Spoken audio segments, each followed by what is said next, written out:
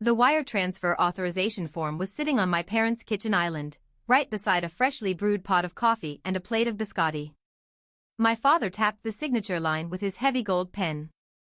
The same pen he'd used to sign my brother Julian's tuition checks for 5 private universities over 6 years. "It's $3,200 a month, Marcus," my father said, his tone leaving no room for debate. "Your brother got accepted into an elite green tech incubator in San Francisco. It's unpaid for the first 2 years. Your mother and I are covering his groceries, insurance, and car payments. We need you to handle his rent." I looked at the bank routing details for a company called Bayview Executive Leasing LLC. I was 27 years old, working 50-hour weeks as a mid-level software engineer. My mother placed a warm hand over mine, giving me that practiced, imploring look she used whenever Julian needed bailing out. "Marcus, sweetie," she murmured. "You're doing so well at your tech firm. You have no mortgage, no wife, no real expenses. Julian is on the verge of changing the world with this startup. Family helps family. You wouldn't want your brother living in some dangerous, rundown studio, would you?" Dangerous. Rundown. I was living in a 400-square-foot basement apartment near the highway, where the pipes rattled every time the upstairs neighbor took a shower. I hadn't taken a vacation in 3 years. I drove a 10-year-old sedan with a cracked windshield. And my parents were asking me to subsidize a luxury high-rise rental for my 24-year-old brother. "Just until his startup gets its series of funding," my father added, crossing his arms. 2 years, maybe 3 at the outside. Think of it as an investment in the Vance family legacy. When Julian's company goes public, he'll remember who stood by him. I looked across the island at Julian. He was leaning against the stainless steel refrigerator, sipping an iced matcha latte, wearing a cashmere hoodie that cost more than my weekly grocery budget. He didn't look grateful. He looked bored. He gave me a lazy, expectant smirk, like a prince waiting for a peasant to pay his tribute. I knew what would happen if I said no. There would be no shouting. Just the cold, suffocating freeze of parental disappointment. The missed phone calls. The exclusion from holiday dinners. The subtle narrative spun to aunts and uncles about how Marcus had grown selfish and materialistic since getting his tech job. I picked up the pen. I signed my name. "Make sure the wire goes out on the 1st of every month," my father said, instantly taking the paper back. Not even a thank you. Just verification. My name is Marcus Vance. I'm 31 years old. And that was the moment I realized my role in this family wasn't as a son or a brother. I was an insurance policy. The reliable workhorse meant to pull the carriage while my brother rode inside. They thought they had me permanently locked into their system. But they made one fatal miscalculation. They assumed I would stay the same person they'd always overlooked. Stay with me. Because what started as 4 years of financial extortion ended in a public reckoning they never saw coming. Welcome to Calm Verdict Stories, where betrayal never goes unanswered, and justice is always served cold. If you're new here, please subscribe. Your support means everything. For as long as I can remember, Julian was the golden child. When Julian got a B- in high school biology, my mother hired a private tutor and blamed the teacher's stifling methods. When I won the state robotics championship, my father patted my shoulder and said, "Great job, Marcus. Make sure you pick up your brother from soccer practice on your way home." Julian was charismatic. He was handsome. He spoke in grand, sweeping buzzwords that made my parents feel like they'd birthed a visionary. When it was time for college, my parents sat me down and explained that their college savings fund had taken a hit during the recession. They told me I'd need to take out student loans and work my way through state university. I didn't complain. I worked night shifts at a server farm, maintained a 3.9 GPA, and graduated with $60,000 in debt. I paid off every single cent myself within 4 years. 3 years later, Julian decided he wanted to attend an expensive private university in Southern California. Suddenly, the hit to my parents' savings miraculously disappeared. They paid his full tuition out of pocket. So when Julian moved to San Francisco 4 years ago for his groundbreaking tech incubator, I knew the script by heart. Julian would pretend to build a company. My parents would finance his lifestyle. And I was expected to act as the primary funding tier for his high-end apartment rental. For the first 12 months, the automated wire transfer wired $3,200 out of my account on the first of every month. Straight to Bayview Executive Leasing LLC. $38,400 a year. Whenever I called home, my mother's voice fluttered with manufactured excitement. Julian had a meeting with venture capitalists today, she'd say. He told us they were blown away by his pitch deck. He's working such long hours, Marcus. Thank goodness he has that quiet, secure apartment you're paying for so he can recharge. I'd say, that's great, Mom. I didn't tell her that I had asked Julian 3 basic technical questions about his green tech prototype over Thanksgiving, and he'd stumbled through a word salad of blockchain jargon that made zero engineering sense. By year 2, Julian claimed his incubator had extended his fellowship. He needed another year of rent support. My father called me. Marcus, don't rock the boat now. We're in the home stretch. Your brother is negotiating equity shares. I didn't argue. I just let the wire transfers continue. Why? Because by year 2, I had stopped caring about my family's validation.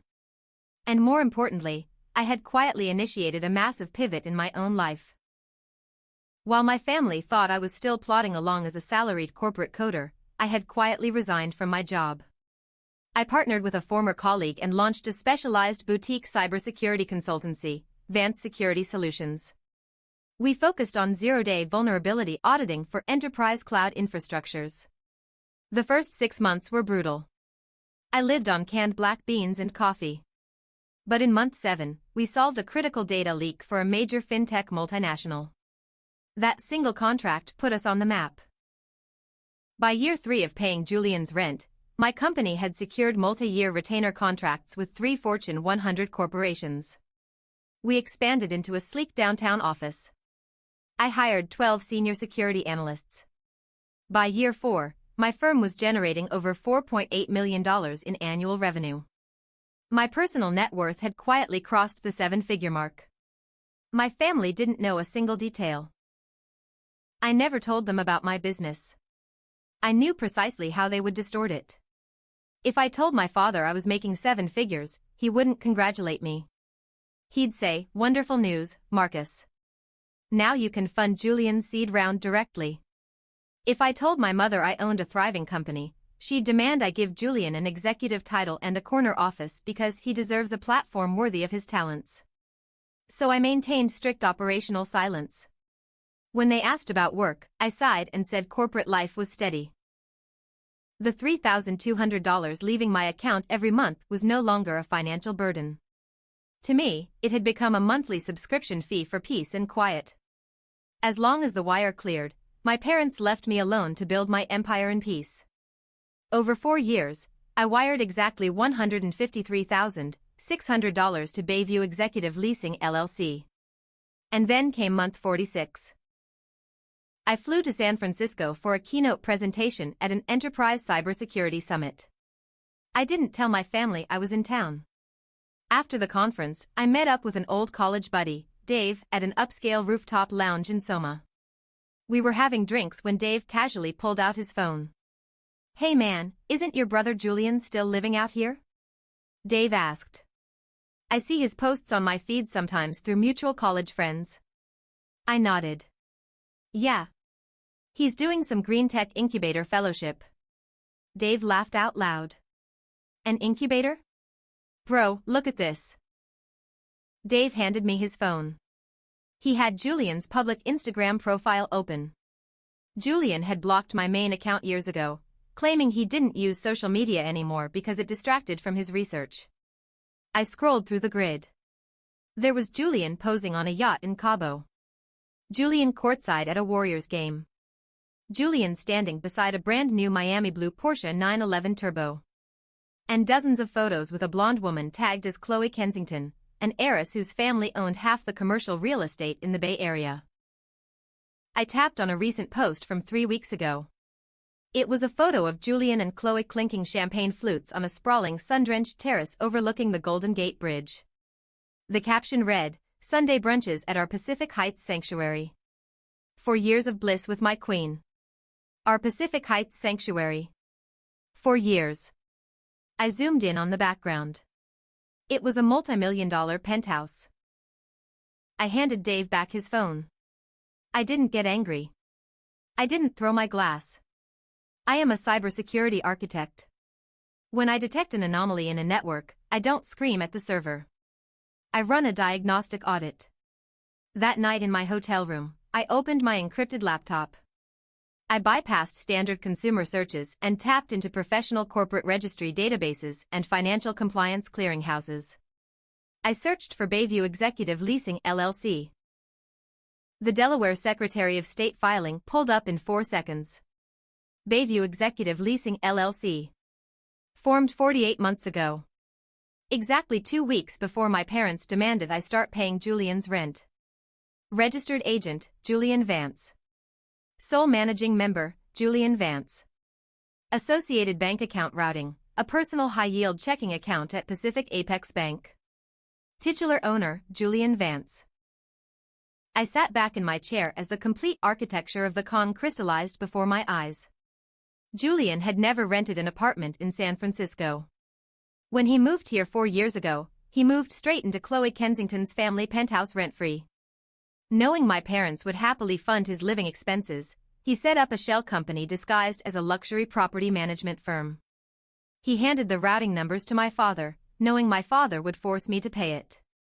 For 48 months, I had been wiring $3,200 directly into my golden child brother's personal checking account. $153,600. He hadn't been using it for rent. He'd been using my hard-earned money to lease a Porsche, buy VIP tables at nightclubs, and take an heiress on luxury vacations to convince her he was a wealthy tech founder. Meanwhile, my parents were sending him another $1,000 a month for groceries and insurance, while lecturing me about family duty. I dug deeper into public real estate records. 2 months ago, Julian and Chloe had purchased a historic $5 million estate in Marin County.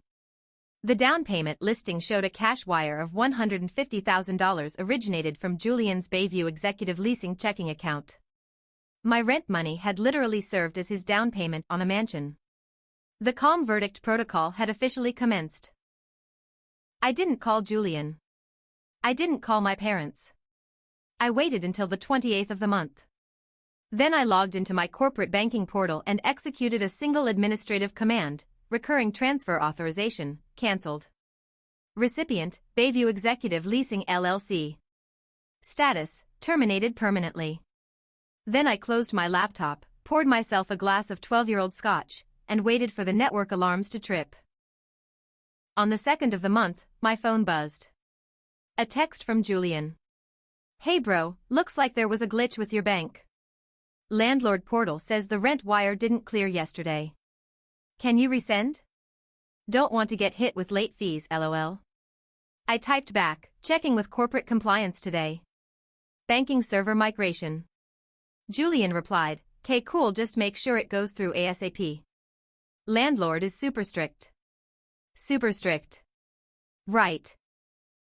I didn't send another dime. By the 9th of the month, Julian's texts escalated from casual nudges to frantic demands. He claimed his landlord had threatened him with immediate eviction if the $3,200 wasn't deposited within 48 hours. On the 10th, my mother called me, her voice bordering on hysterics. Marcus. What is going on with your bank? Julian just received a formal 3-day notice to quit. His property manager is threatening to throw his research equipment into the street. I kept my voice completely flat. Mom, I looked into my finances. I can't maintain that monthly wire anymore. Inflation has increased my operational overhead. Julian will have to pay his own rent this month. Silence on the line. Then my father snatched the receiver. Marcus Vance, have you lost your mind? My father bellowed. Your brother is in the middle of critical seed negotiations. You are putting his entire career in jeopardy over $3,000. You wire that money immediately or there will be severe consequences. I said, I don't have it, Dad. And I hung up. Here's where Julian's greed overrode his self-preservation. Panicking because his monthly slush fund had been severed, Julian manufactured a fraudulent document.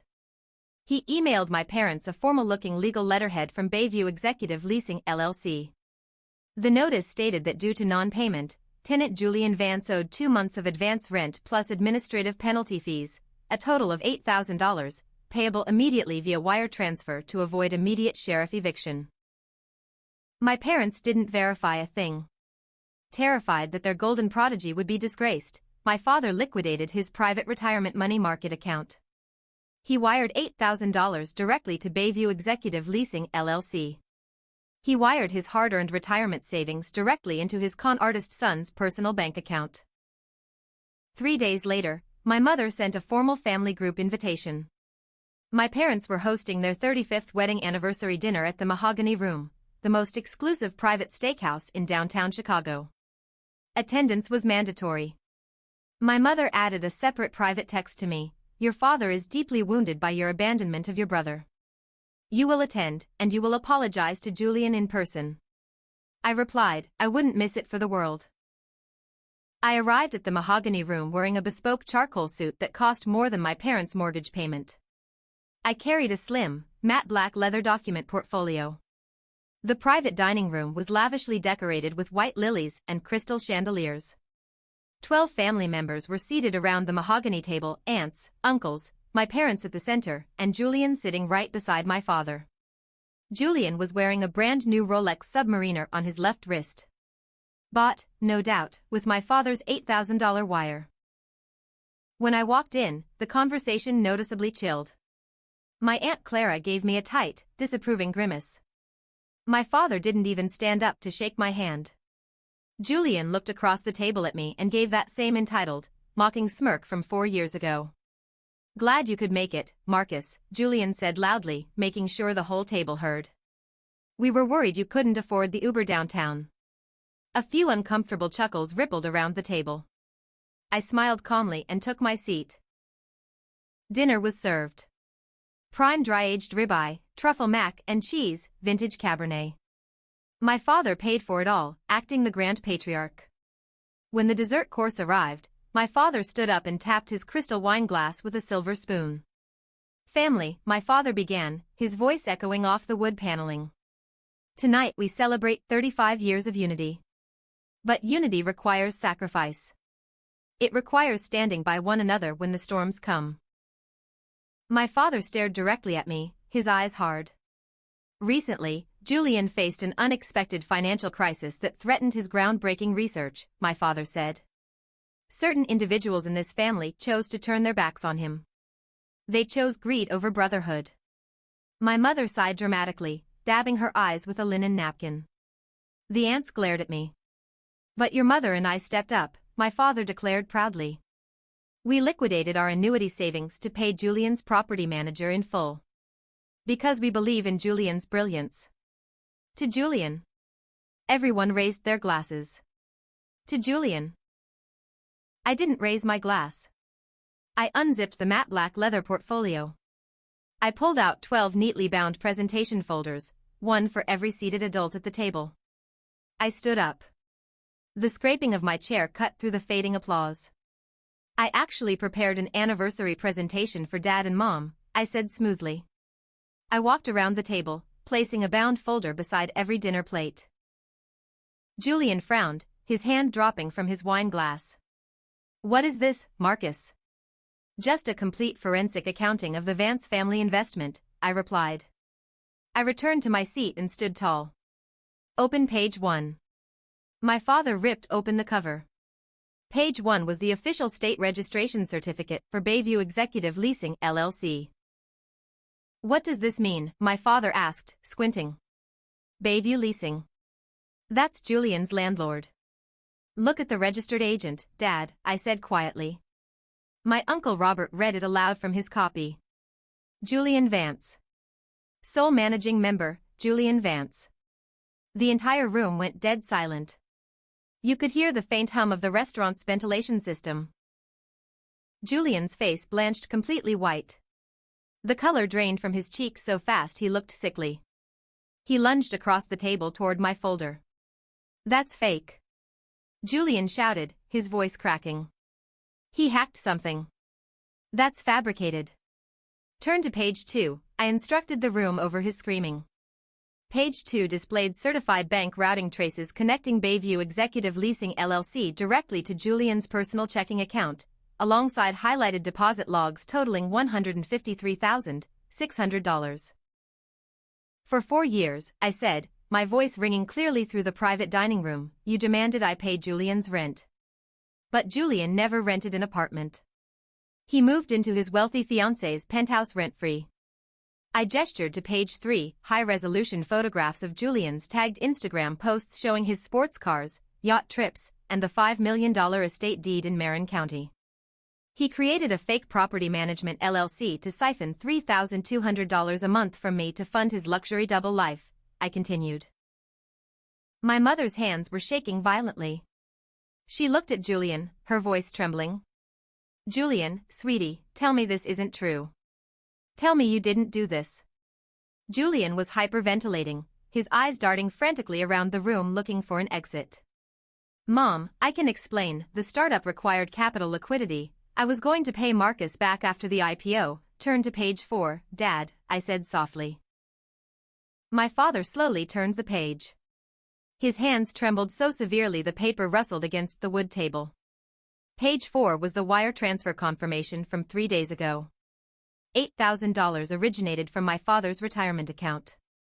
Right below it was Julian's personal bank statement showing the $8,000 deposit clearing, and an immediate debit transaction of $7,600 to a luxury watch boutique downtown. You manufactured a fake eviction notice, my father whispered, his voice hollowing out into pure devastation. You stole your mother's and my retirement savings to buy a watch. Dad, please. Julian scrambled out of his chair, knocking his crystal wine glass onto the floor. It shattered into dozens of shards, red Cabernet bleeding across the white linen tablecloth. The watch was an investment piece. I needed to project success for the real estate closing. My Uncle Robert stood up in disgust. You sickening con artist. You scammed your own brother and drained your parents' pension. The aunts were whispering in horrified indignation. My father slowly lifted his head and looked at me. For the first time in 31 years, there was no condescension in his eyes. Only profound, suffocating shame. Marcus, my father choked out, tears spilling into his gray beard. Marcus, my God, what have we done to you? How can we ever repay this? I buttoned my bespoke jacket. I picked up my empty leather portfolio. You don't need to repay me, Dad, I said calmly. Consider the $150,000 my final contribution to the Vance family legacy. I bought my freedom. My mother reached out toward me, sobbing hysterically. Marcus, please. Don't leave. We didn't know. We'll force Julian to sell the watch. We'll make him pay you back. You didn't want to know, Mom, I replied. You were so obsessed with having a prodigy for a son that you actively blinded yourselves to a parasite. Julian turned toward me, his face contorted in desperate malice. You think you're so smart, Marcus? You're still just a lonely corporate drone. Chloe's family has lawyers that will bury you for hacking my records. I paused at the dining room doors. I looked over my shoulder and smiled. I didn't hack anything, Julian. Those are certified public compliance disclosures. And as for being a corporate drone, I added smoothly, I resigned from my corporate job 4 years ago. I am the co-founder and majority shareholder of Vance Security Solutions. We booked $4.8 million in revenue last year. My father gasped. My mother stopped sobbing mid-breath. In fact, I said, looking directly into Julian's horrified eyes, Chloe Kensington's father hired my firm last month to conduct a comprehensive digital background audit on his prospective son-in-law prior to your wedding. Julian froze completely still. His jaw dropped. You gave Mr. Kensington the audit? I delivered the unredacted dossier to his personal legal counsel this morning, I replied cheerfully. Including the records of your wire fraud and your compulsive sports gambling debts. I suspect Chloe's engagement ring is already back in her family safe. Julian collapsed into his dining chair, burying his face in his hands, letting out a hollow, animalistic groan of absolute defeat. I opened the restaurant doors and stepped out into the crisp Chicago night. Behind me, the private dining room erupted into chaotic shouting as my uncles cornered Julian and my father demanded his retirement savings back. I didn't stay to watch the wreckage. That's not how calm verdicts work. That was 18 months ago. The fallout was absolute. Chloe's family canceled the wedding and filed a civil fraud lawsuit against Julian to recover funds siphoned from her joint accounts. Julian was forced to liquidate his sports cars and his Rolex to pay his criminal defense attorneys. Last I heard, Julian was living in a rundown studio apartment near the airport, working retail at a cell phone kiosk. My parents had to sell their 4-bedroom suburban home and downsize to a modest condo to rebuild their depleted retirement fund. My mother left me 34 voicemails over the first 6 months, begging for forgiveness, asking if I could hire Julian at my cybersecurity firm to help him get back on his feet. I didn't listen to them. I archived the numbers. My company recently opened our second international branch in London. We employ 40 senior engineers. I bought myself a minimalist modern home in the hills overlooking the city. No rattling pipes. No highway noise. Just clean air and absolute quiet. And every first of the month, when my automated accounting software runs its monthly ledger, I look at the zero balance line where Bayview Executive Leasing used to be. And I smile. I don't hate my family. Hatred requires emotional energy that I prefer to invest in my engineers and my clients. But I remember. I remember the sound of my father tapping his gold pen on the kitchen island. I remember my mother saying, "You wouldn't want your brother living in some dangerous studio, would you?" That memory is my armor. It keeps my standards high and my boundaries impenetrable. If you are currently the reliable workhorse in your family, the one whose achievements are minimized to make room for a golden child's illusions, the one expected to quietly finance your own disrespect, hear this clearly. You do not owe anyone a subsidy for their arrogance. Build your life in silence if you must. Secure your independence behind closed doors. Let them take you for granted. Let them assume you will always be their financial safety net. And when the moment arrives to cut the cord, do not scream. Do not negotiate. Do not seek their apology. Just cancel the transfer. You belonged at the head of the table all along. You just had to build your own table first. Thank you for listening to my story on Calm Verdict Stories. If Marcus's story resonated with you, please smash the like button, subscribe to the channel, and let me know in the comments below, have you ever had to cut off a golden child sibling? Where are you listening from today? I'm Marcus. I'm free. And my peace of mind is permanently off the market. I'll see you in the next Calm Verdict.